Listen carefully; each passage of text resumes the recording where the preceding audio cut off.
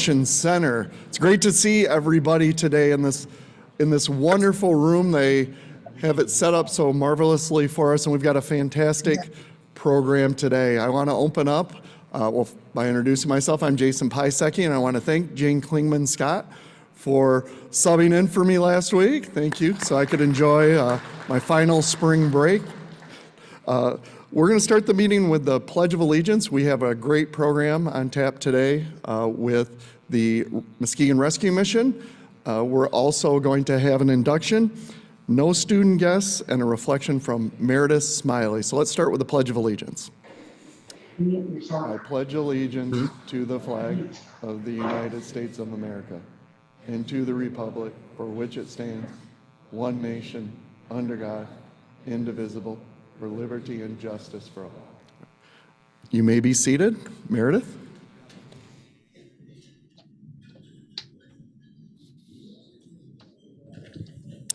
So just a quick reflection on this Holy Week.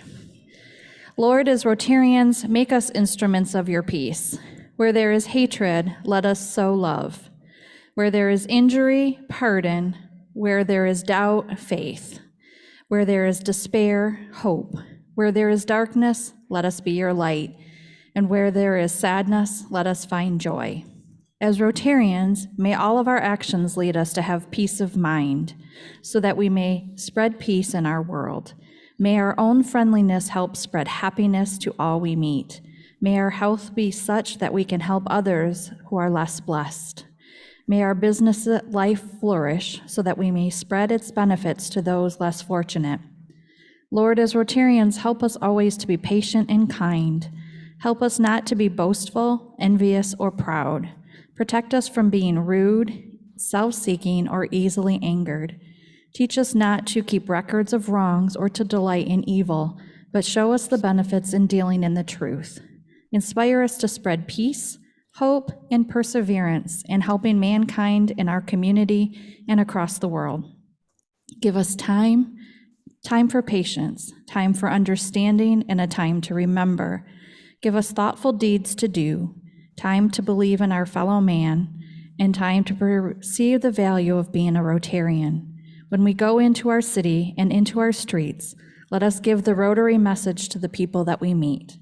Whenever we doubt the future, let us look into the hope of a child's eyes. When we make a promise to the young, let's ensure that we keep it. And if we treat adults and children with equal respect, our world can be a better place.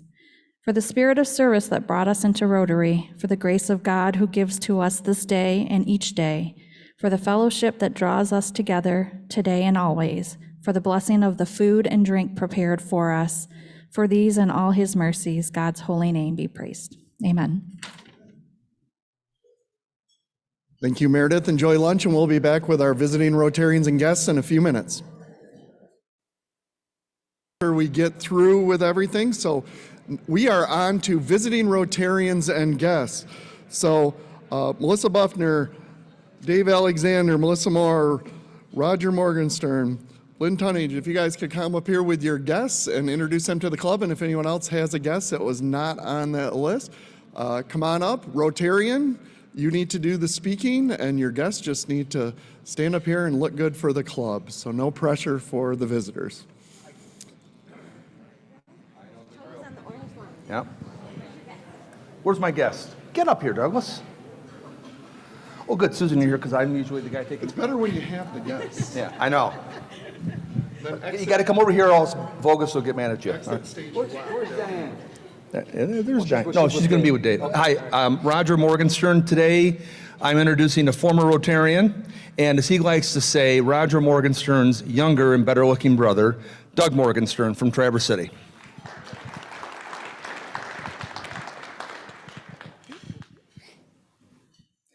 Hello, Melissa Buffner here, and I have one of my team members from Muskegon Rescue Mission, one of our gift officers, Donna Joyce, with me. She's been here before, and she's just part of today's program, so happy to have her back with us.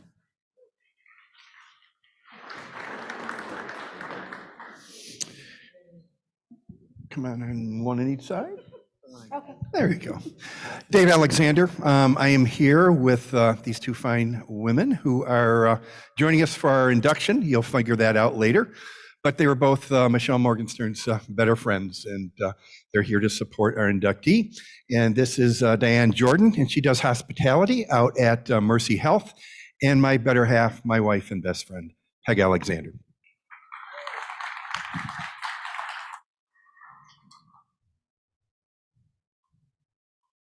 All right, last but not least, Lynn Turnage here. I am here with our two students that are going to be representing Rotary. They're part of the exchange program, so they're going to be studying abroad starting in August.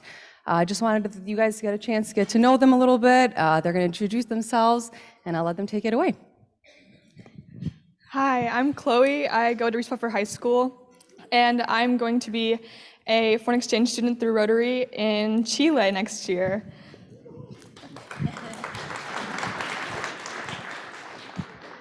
Hi, my name is Tyler Ropp. I'm from North Muskegon, and I'm going to be spending my junior year over in Estonia.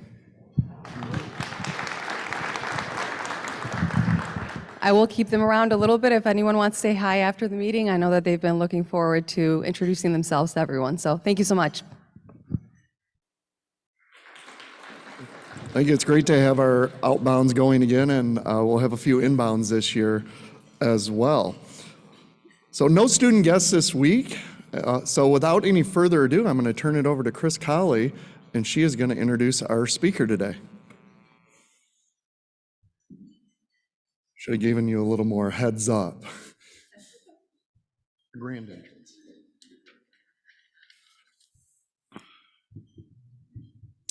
Hello, Rotarians and guests.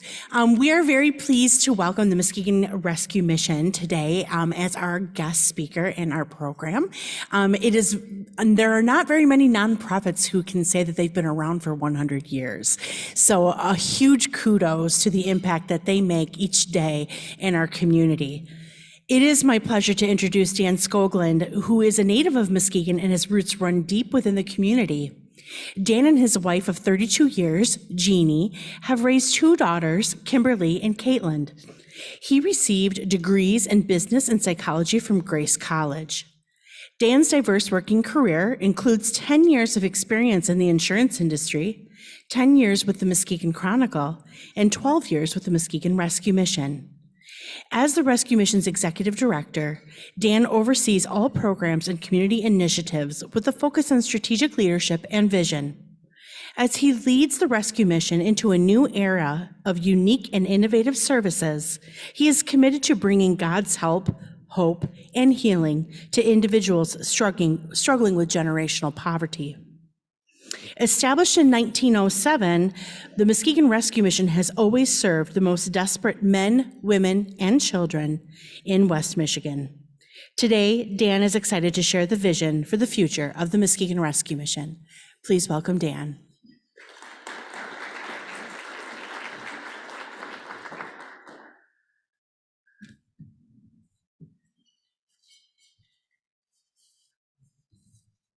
Well, thank you for allowing me to come and share a little bit about what is going on at the Rescue Mission, what's next for us.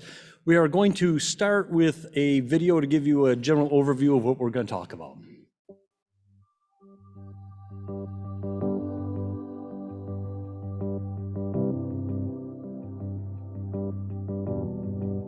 Muskegon Rescue Mission has been serving the hungry and homeless since 1907. For the past 115 years, it has been our mission to demonstrate and proclaim God's love to those experiencing homelessness and hunger in West Michigan. While we will continue to do that, the reality is we can't help those who are hungry and homeless until they knock on our door.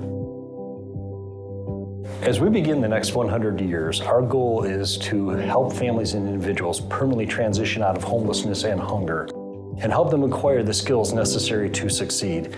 In order to do this, we must expand our vision of what God has called us to do. Now is the time for us to rise up together. The city of Muskegon has graciously gifted the mission 1.4 acres of property right behind our men's shelter, where we can build our 16,000 square foot multi-purpose facility.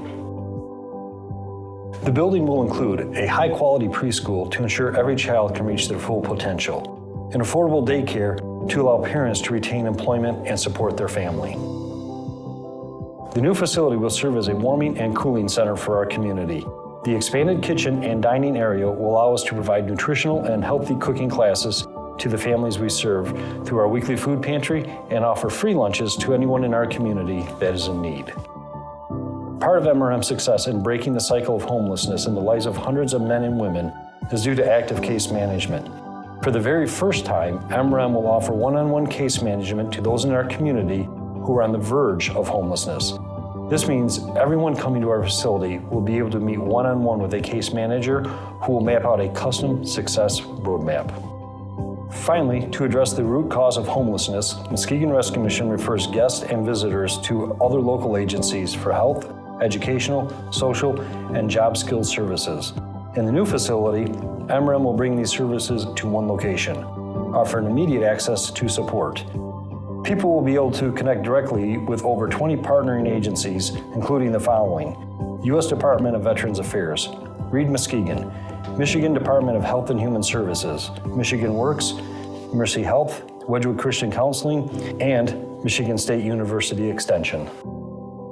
This is more than just meals and shelter. This is more than just a new building. This is about impacting lives for generations in ways that we have never been able to before. Today, we ask that you pray. We ask that you give. We ask that we rise up together to empower our community. So, thank you. So that is where the mission is heading next, as we begin to work with families and say, what does it look like to move you out of poverty? We can end your homelessness today without helping you out of poverty, condemning you to poverty. What does it look like to move you out where you are self-sustaining? The concept and philosophy behind this approach actually came from interviewing guests that are staying at the mission, as well as those that are coming to us from the community for other resources that we offer, saying, what are the barriers that you face? What are the hindrances to you moving out of poverty and being self-sustaining and able to maintain your own home? And there's a couple of things that rose to the top of that we felt we were in a position where we could step in and help. One is that as a community, we have lots and lots of resources, and they're scattered all over our community, which makes it very difficult for our guests and those in the ALICE population to be able to utilize and take advantage of those resources as transportation becomes a problem for them. The second piece is the availability and the cost of daycare. Many of the people that we talk to pay more for daycare than they do for rent. It puts them in a position when they are having to decide, should I stay on social benefits or get a job? Because if I get a job, I lose all my benefits and I can't afford to live on that. So they are staying in a position of staying on social benefits, living in poverty because they can't see a way out. So we started dreaming, talking with our partner agencies in the community and others, saying, what would this look like? What can we do? So we envisioned it's a building that is on property right behind our men's, as you mentioned in the video. It's about 1.5 acres of land that was given to us by the city for this purpose. We approached them and said, would you donate that to us so we can move ahead with this center and a daycare and preschool? They very graciously gave us the property in order to do this. So the building, it came together as a case of them partnering and talking to our people saying, can we bring the resources to the people? Instead of making the people go to one spot, can we centralize these services? So it's a 16,000 square foot property. Well, there's an image of what it'll look like on the property itself. It's a little over 16,000 square foot building that will house our community resource, daycare, and preschool. Go ahead, Liz. And so the concept being that now our partners will have a space that they can come utilize for free. Not asking them to move their corporate offices, but to make a space available for them. So there's classrooms and case management offices. So now when somebody comes in and they need to meet with agencies, we can say, great, they'll all be here on Tuesday. Let's get you in. Let's see these people. Let's get you connected with Reed Muskegon. Let's get you connected with the health department. Orchard View Schools is one of our partners. When we did the video, we had over 20 partners. We are now getting very close to 30. As this is starting to go public, more people are contacting us saying, how do we get involved? How do we make a difference in the lives of the people that you're serving? And so we're getting more and more partners. We haven't even started building the place yet. We start building next week, but yet the community is getting excited and rallying behind this concept of helping people move forward and move out of poverty. So this came, as mentioned, about from talking with our community guests. The other piece that they suffer with is the availability and affordability of daycare. So we are building a daycare on this property as well that will be able to take care of 65 children from birth right up through school age. This will be a low cost or free. Again, we'll be working with our guests and those in the ALS population to help alleviate the hindrances they are facing to moving forward. So if we can help alleviate the daycare component, you can go get that job. You can start working. You can have more money to pay for your rent and be able to care for your family and start working your way off of assistance. We believe that our current system, regardless of what it was intended to do, in today's world traps many people in poverty, and they're looking for a way out and a way through. We believe that housing people is just the first step. We owe them more than that. We owe them a path that they can work. That's where our case managers come into play, sitting down with each person and develop a unique plan just for them. What does it look like for you? What resources do you need to connect to? And let's get you connected. We are not the experts in everything. We do not want to be the experts in everything. We just want to be a place where the experts can come together and can connect with individuals. We want the people that are the experts to do what they do best. And let's bring that together and attack this from a collaborative standpoint instead of a bunch of individual services. Let's work together and do that. We believe we have a model here that works. This past year, for the past couple of years, we've been doing this type of work out of our shelters that are not designed for this. We don't have the classroom space and the case management offices that are needed, but yet last year we were able to place over 130 people into employment and 120 into homes, moving them through this process. So it's something we've been doing. It's a model we've tested and worked. We are now ready to take it to the next level, which is a building and a facility dedicated strictly to caring for the individuals in our community. Also in the video it was mentioned, and this is the first time in the history of the mission, we'll be able to work with somebody before they're homeless. Currently, if somebody came to us and said, I'm being evicted, we would say, we feel really bad for you. We'll see you when you're evicted. That's just not very nice or helpful. Now we'll be able to start working with people before they move into those realms and get them connected to these services. Our community partners will be bringing people in that they're working with that have no connection to the mission, and that's great. Come on in, let's get you connected to the other resources. So this facility has 3 classrooms in it, down there in the lower left-hand corner in the purple, that can be 1, 2, or 3 rooms. Across from that in the green are 7 case management offices, 2 of which will be occupied by our case manager. The other 5 are available for our community partners to be able to come in and utilize. We have 2 gathering rooms next to those, 1 for families, 1 for individuals. These are also will be designated as warming and cooling centers for the community. So if you just need some place to come in to get out of the weather, be it too hot or too cold, come on in. We'll be serving meals here, lunches here Monday through Friday. Of course, we serve meals every day, 3 meals a day, every day in our shelters that anybody can avail themselves of. This has a teaching kitchen. One of the things we've also discovered is many of our guests don't know how to cook. If it doesn't come out of a can or a box, they aren't sure where to go. So we work with Michigan State University Extension Program on cooking classes. So now they'll be able to come in and actually prepare the food and cook the food.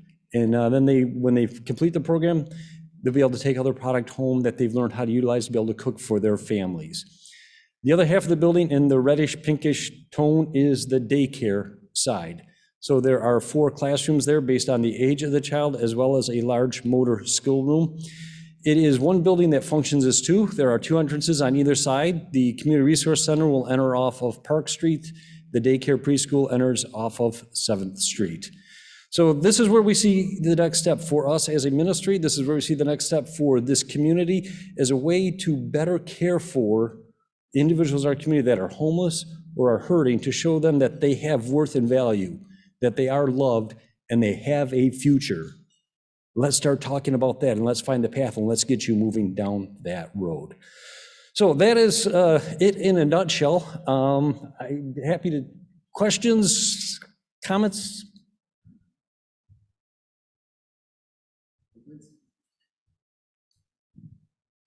Good, thanks. Well, thanks, Dan. I think you did almost that whole presentation from memory, pretty much, just a couple notes, and it looked like the video too. That was impressive in itself. So any questions for Dan? Susan? You work with Family Promise? as well? We collaborate where it makes sense to, absolutely. Yes, we know them well.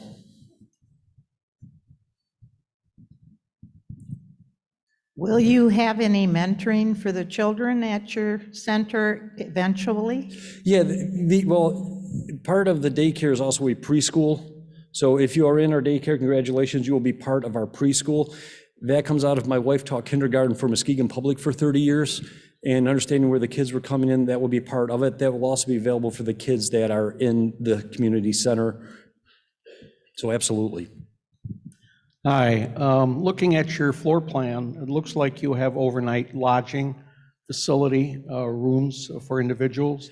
If so, how many? And does this add to the overall capacity to shelter people overnight? We do not have overnight shelter in this facility. We have that in our two shelters. Our shelters, at our men's shelter, we have 72 beds. At our women's, we have 62. But as we tell people and tell the community, we're never full. If our beds are full, we have cots and mats. So we've never turned somebody away because of capacity.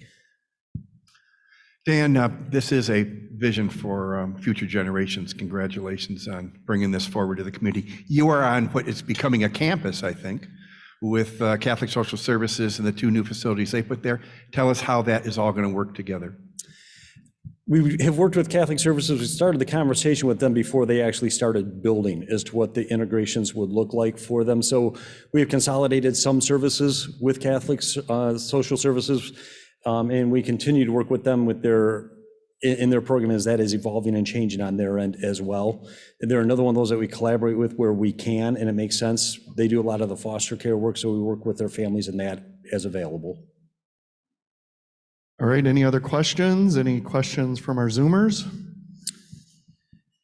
The last component of this is a $5 million project that is completely privately funded. There are no local, state, or federal dollars flowing into this.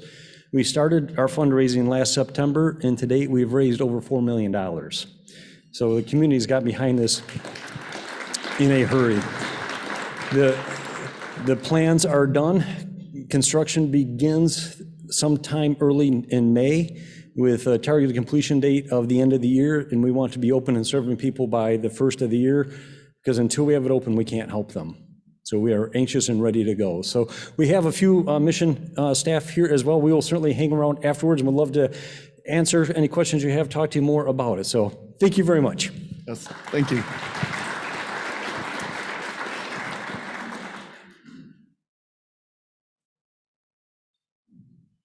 Thank you, Dan, and thank you, our Rotarian friends that are involved in this project. What a vision for the community, and it never ceases to amaze me that Muskegon continues to step up when there are projects like this happening. So, Dan, for presenting today, our club will make a donation to community economic development on your behalf. And once again, let's have a nice round of applause for Dan and the rest. All right, on to birthdays, and I see at least one of our birthdays here, my Fitbit buddy. Camille Jordan Mark on April 18th, Michael Poulin on the 18th. So we're gonna sing happy birthday to them, and I'll start it out because I do love singing. Happy birthday to you, happy birthday to you, happy birthday, happy birthday, happy birthday to you. How many steps do you have today so far? You must be a night walker. I think that's where you catch up. I know. All right. Okay, on to our member spotlight. This is a feature we've been doing for the past 9 months where we've been highlighting Rotary's vocational avenue of service, which is one of Rotary's 5 avenues of service. And today we're going to hear from Alan Alpert. My name is Alan Alpert, and I joined Rotary in 1977. Dick Kaufman asked me to come because it was an important organization. I was born and raised in Los Angeles, and then in September of '76, I came to Muskegon. I'm married to Anna, who many of you know, and we have 3 children. Gilana, our oldest, unfortunately passed away about 13, 14 years ago. and Elisa is our middle child, and she has 3 children, 2 boys and a girl, and David is our son, and he lives in New York and is the theatrical director. My job is to be the rabbi of not only the Jewish community, but the community as a whole, and that I am to try and strengthen in any way possible. In terms of the congregation, I'm a teacher, a preacher, even though I don't really preach that much, but a preacher, a pastor. I visit, before COVID, I visit people in the hospital. I go to their homes. I teach Hebrew. I teach children and adults alike, and study so that I can reasonably keep up with what's going on scholastically. I think that I bring a caring personality. I have done the invocation reflections, trying to get people to be part of that and to allow them to be themselves. I think that I have gained some understanding of the community in 45, 46 years, and I think that's helpful to Rotary.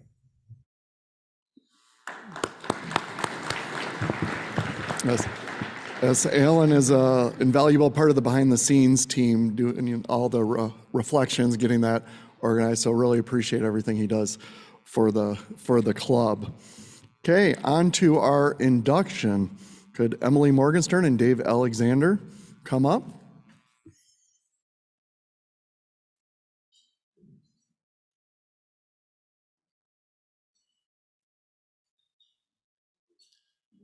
Yeah, we'll let you take them.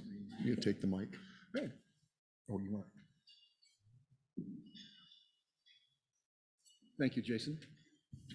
The introduction of Emily Morgenstern is a celebration of Emily, but also of the legacy that the Morgensterns have had in Rotary for 4 generations. First slide, if I could. This is Emily's great-grandfather, Carl Morgenstern, who was a Grand Rapids Rotarian leader, president in 1963 when the club celebrated its 50th anniversary. Carl was the president of Oak Kent Bank, prominent Grand Rapids community leader in the days of former President Jerry Ford. Photo 2, some people that we maybe recognize more prominently today. In the middle is Emily's grandfather, Richard Morgenstern, again, a community leader, bank president, Muskegon Bank and Trust, honored member of this Muskegon Rotary Club. Before his passing, Richard received the Presidential Citation Award from this club in 2015 for 50 years of service above self. On Richard's right is Emily's father, Roger, our own Roger Morgenstern, and on the left, Uncle Doug Morgenstern, a former community bank president here in Muskegon, past member of Muskegon Rotary Club, and now retired in the Traverse City area. He obviously has been introduced and is here to join us today. Doug is not the only one that Emily called uncle while growing up. You seen this photo? Go for it. There was also an Uncle Dave. And Dave and Peg Alexander and Roger and Michelle have been lifelong friends, and just get you to, and we treated them as family, they treated us as family. Dave and Emily are shown here, next photo, about less than 24 hours after her birth in Hackley Hospital. So not as much hair as I did when we were just talking about 1977. I told that's when I graduated from high school. I had a little bit of hair, but it was definitely a different color. This is the Morgenstern legacy, and for me, this is a circle of life. Emily Morgenstern is the Director of Marketing and Advocacy for Lakeshore Chamber of Commerce here in Muskegon. She is passionate about helping her community and creating opportunities for the next generation of leaders in Muskegon.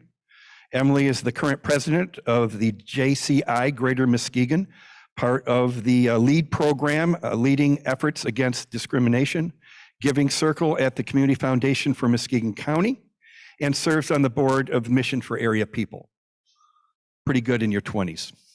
Originally from Norton Shores, Emily grew up at Muskegon Lakeshore Community and attended Muskegon Catholic Central. She is a graduate of Loyola Chicago University in 2017 with a BA in Communication Studies. When not working, she enjoys exploring her neighborhood of downtown Muskegon, boating, hiking with family, friends, and supporting community events. She and I have been colleagues for 3 years now, probably, since she came back to town from college. And we do downtown marketing and promotion of all things Muskegon. So welcome the latest member of the Morgenstern family to join Rotary. You can hang up here, because I'm going to hand you this. Yep, got it. If you want to switch places, though.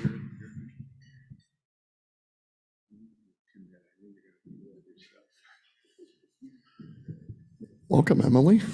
All right.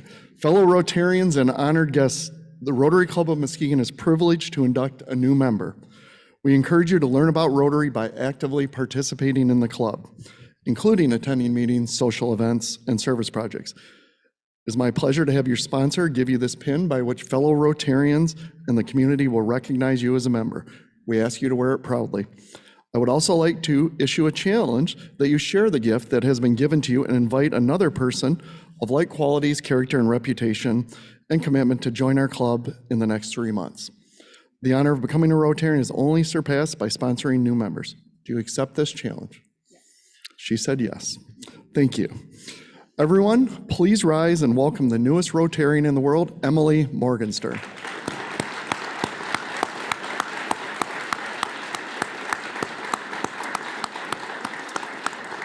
You can be seated.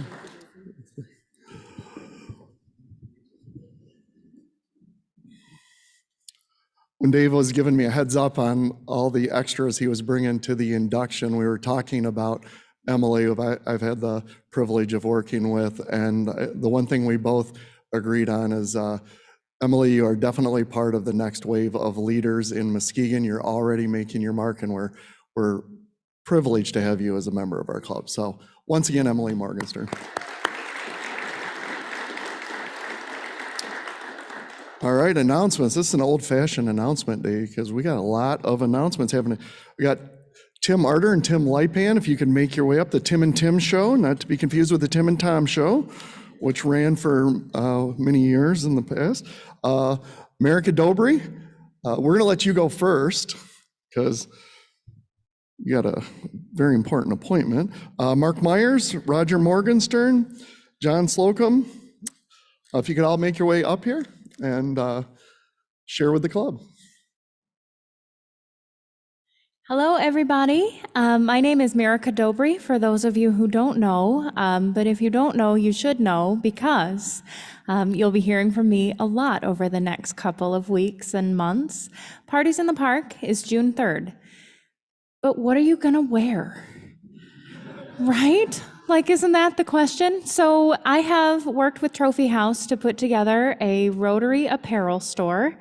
And there is a link. You have it in your rim. It will be emailed out. You should have received an email from me this past week. I think we have some images of the store so you can see all the lovely items that you have to choose from.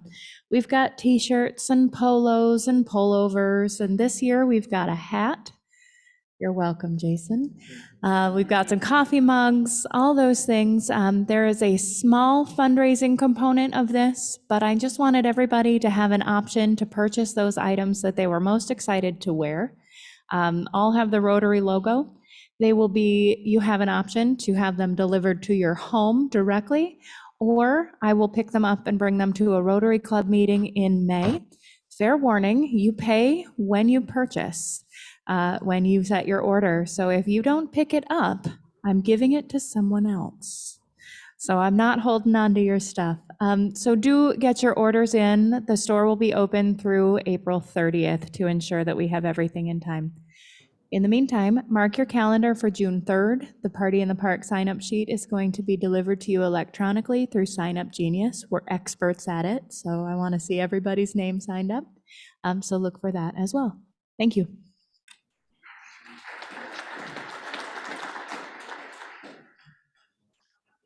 Thank you. Well, thank you, Jason, for allowing me to come forward.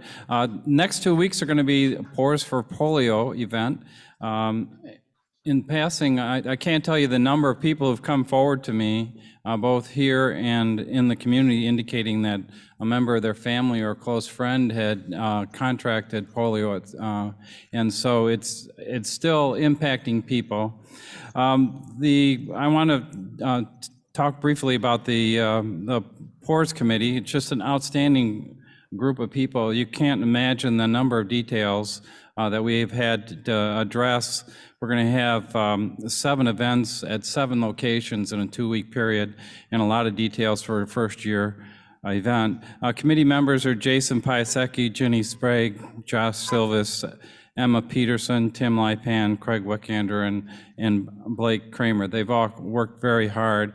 I also need to make a special mention of a couple of the membership committee people who've, as part of member engagement in this activity, Marianne Gorman and Lisa Metzdorf. They've worked very hard on that. They've scheduled the hosts for each of the happy hour events. I think we're going to have 15 or 16 hosts spread across 7 events. And they've engaged new members to attend as social events. Many of you are familiar with the fact that we try and engage new members with social activities. And they will be, they've scheduled 2 of them and been communicating directly with new members for an event, for the event that's going to be held at Unruly this coming Monday at, as I said, Unruly Brewing, but also on April the 28th at Wonderland Distillery. So those will be great events. I appreciate those who've signed up already. It's been a great resource for us in the planning as to the number of people that'll be at each of the sites. I'd encourage you to sign up. Kim's been kind enough to send out invitations for you to do that. The target is to get at least 15 people at each event. In some of the events, if you were to look at the sign up, we have as many as 30 or more people already signed up. And you don't have to sign up in order to come. We just are using that information to help us gauge the amount of food that we're gonna do, light appetizers, so it's gonna help us work with those locations. When you get there, there'll be a designated area. The host will welcome you. In some cases, the locations have designed a special drink or their most the favorite drink that they often serve. So when you arrive, talk to the host and they can tell you which one it is. For those special drinks, we're getting $1 or $2, depending on the location, for each pour. Some of you may not be too excited about the individual drinks that we're offering to get the contribution. We won't get contributions on the other drinks.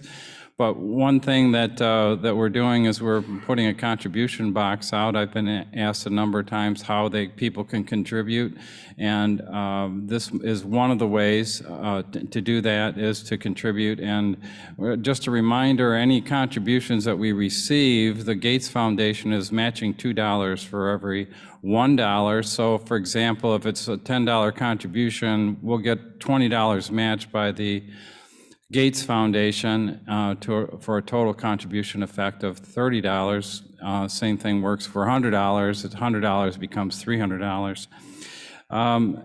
So though the contribution box will be out, you'll recognize that it's the contribution box that's been used at the Grape Escape. For the happy hour hosts, I really appreciate those that have signed up to do that. Lisa Metzdorf is going to be sending out some instructions in the next day or 2, and that'll be great for us to have that information to you at this time. And as far as promotion, if you've got the radio tuned on tomorrow, Tim Lipan and I are going to be talking 8:30 on the radio station. Tim has done a great work on Facebook, promoting these events on Facebook. So you've seen the individual locations on the rim, but he's been working hard to get this out in the social media.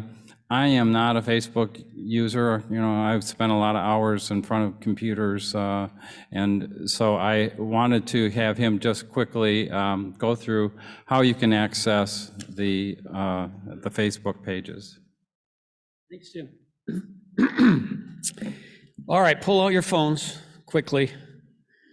First of all, the heck with that. Let's not talk about pores. How about we talk about the Shoreline Road diet? Never mind. Social media. One of the ways we're promoting this event is through our social media. And if you would, by a show of hands, tell me how many people are on Facebook, for instance. Raise your hands. So there's a lot of you. And you're not my friends, so I haven't invited you to the event. So let's walk through this. If you go to Facebook and then search Muskegon Rotary Club, let's do that quickly. You can do it while we talk. And you will see our Rotary page. If you haven't liked that, you should like that. Then scroll, usually across the top, if you're on your phone, look for events, the events tab. If it's not showing, it's probably under more. You'll see events. If you hit the events tab, you will see a series of events about Pores for Polio. There's one for each bar that we're going to go to. I made those bars co-hosts so that they could send it out to their social media. So you don't really have to worry about that stuff. But there is one that it talks about all of the events. It's called Pores for Polio at Muskegon Craft Breweries and Distilleries. This one is to be spread far and wide. And so if you would indicate that you're going, you don't have to go, and then invite your friends and share this, then it will become viral and the general public will now know that they should attend this, and we're going to raise a whole lot more money if it's more people than just you and I. That's so far. See me later if you need more help. Thanks.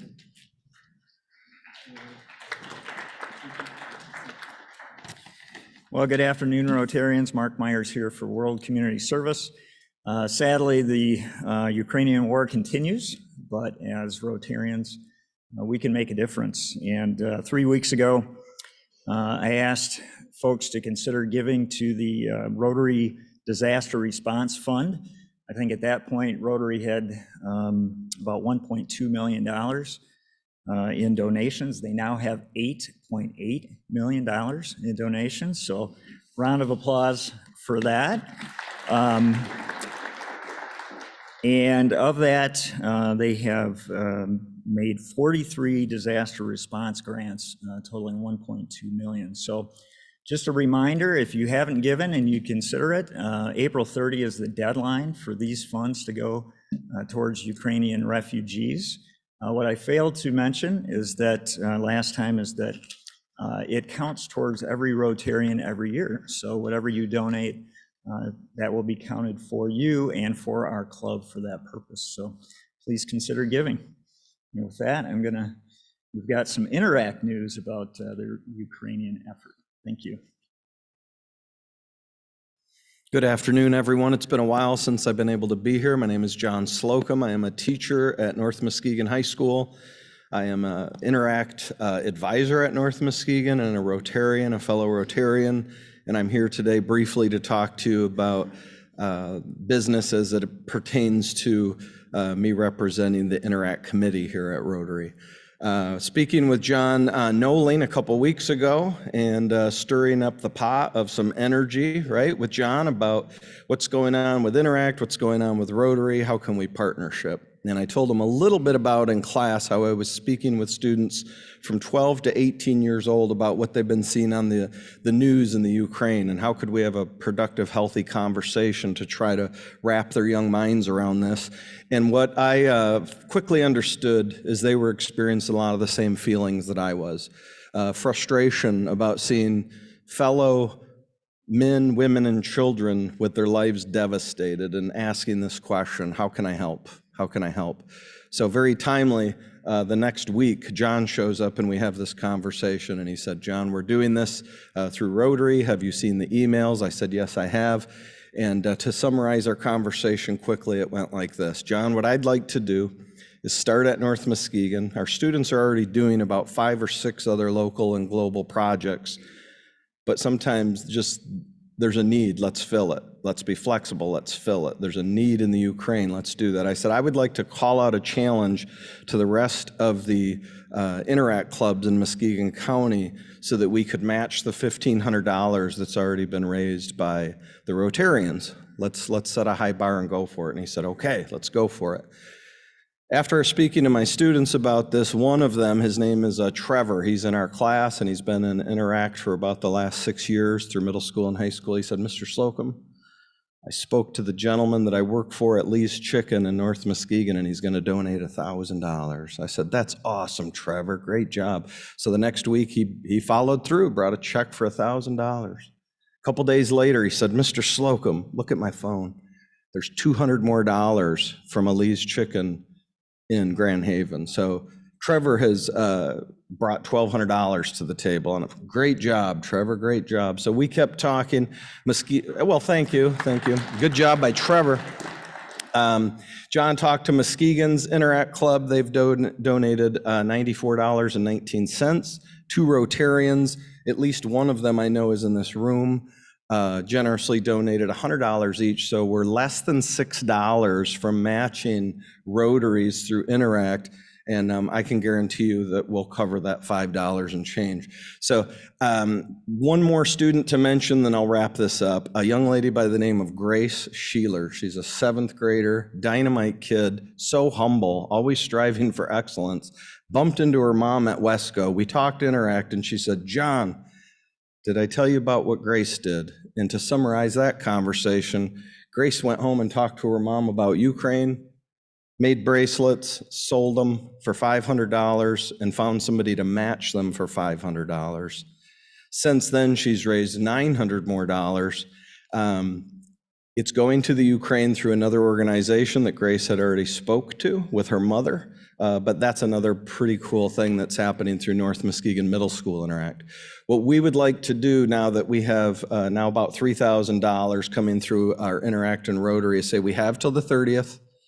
There will be in the RIM news this week, if it's on your heart and your mind, to continue to donate money to that cause. We'll keep pushing the Interact students throughout Muskegon County, and what we'd like to do is just say, hey, Rotarians, Interactors, let's push through to the 30th and see if maybe we can get 1,500 more. So thanks for everything you're doing. We appreciate you at North Muskegon, and thanks for the time today.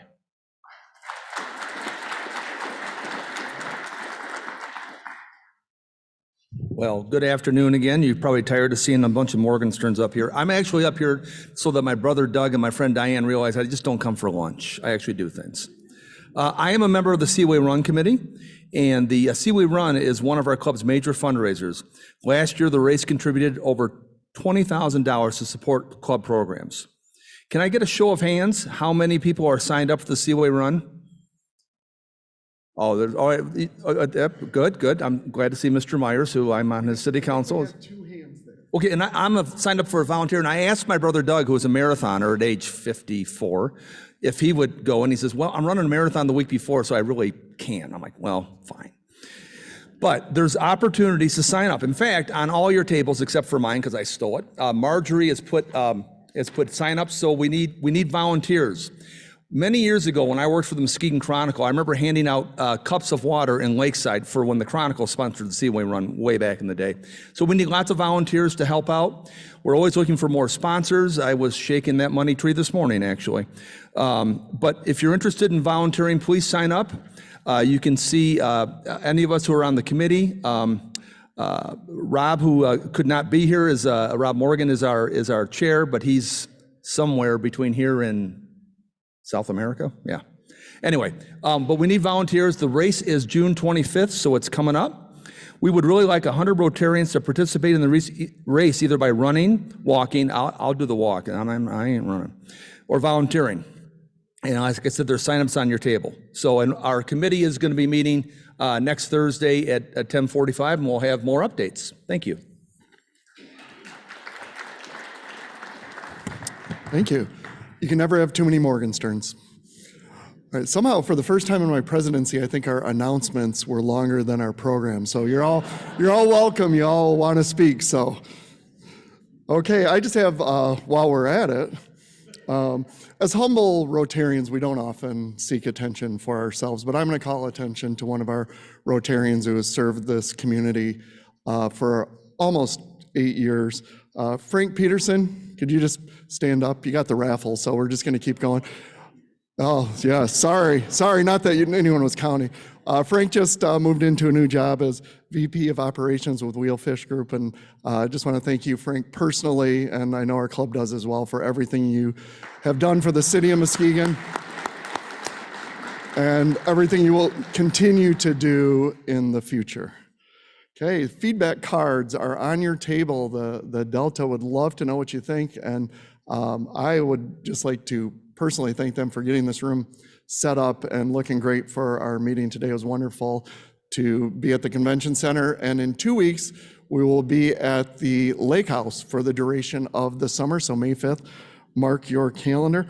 And also, 11 of you came without signing up.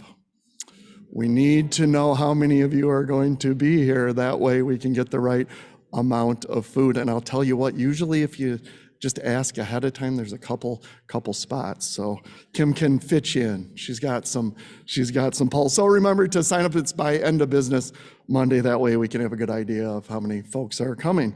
Okay, on to the raffle. Frank Peterson.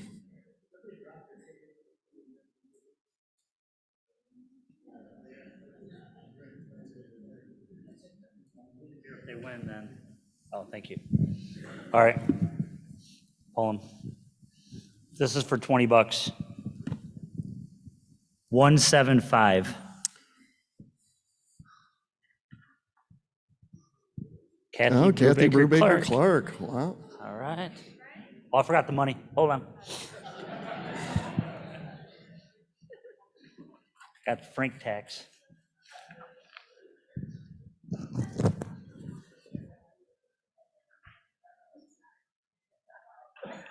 All right. Pull the next one.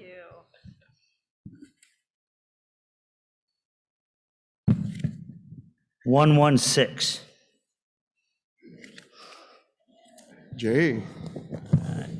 That was $10. All ones. Some of them are taped together.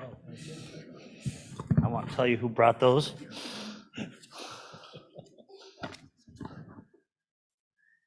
$151.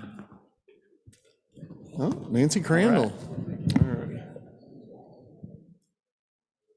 Okay, that brings us to the conclusion of our meeting. Thank you, Dan, Donna, Peg, Diane, Doug, Tyler, Chloe, for attending our meeting today and visiting. We hope to see you back again. Also, a special thank you to Mike Vogus and Ed Hendricks for getting here and getting set up at this new venue. If we can just have a round of applause. It's a lot of work to get all this stuff here and to get it set up and to get it working. So really appreciate everything you do. Next week's program will be from Michigan Timber New Standard, and I think there was one more on the economic impact of the cannabis industry in Muskegon. So you'll want to come out and hear about that. Before we leave, let's stand up and recite the four-way test. Of the things we think, say, and do, is it the truth? Is it fair to all concerned? Will it build goodwill and better friendships? Will it be beneficial to all concerned? All right, thank you. Enjoy the rest of your week.